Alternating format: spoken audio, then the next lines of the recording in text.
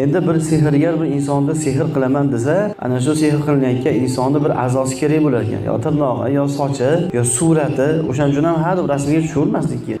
Surati bilan ham sehr qilish mumkin. Xudo saqlasin. Yo rasmi kerak bo'lar ekan, yo bir a'zosi kerak bo'lar ekan, yo tirnog'i, yo sochi kerak bo'lar ekanda. O'shaning uchun u ayollarga ham aytinglar, u kesilgan sochlarni lo'lilarga sotmas kerak. Olingan tirnoqlarni u poltayiga tashlamas kerak, ko'mish kerak. Ayollarda ichida bir bidat gap bor ekan. Ayollar ichida emas, u erkaklar ham ko'tarib bu gapni. Nimamish olingan tirnoqni poltayiga tashlash kerak. Agar polni orasi ochiq bo'ladi, erkak nima qiladi? Tashlab ko'ming.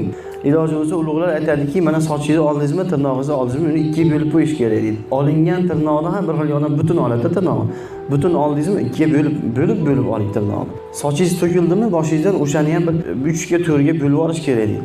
Chunki qachondir u siz a'zoyingiz, tirnog'ingiz yoki sochingiz qanaqadir bir sehrgani Xudo saqlasin bir yomon insonni qo'liga tushsa, sehr qila olmay qoladi deydi.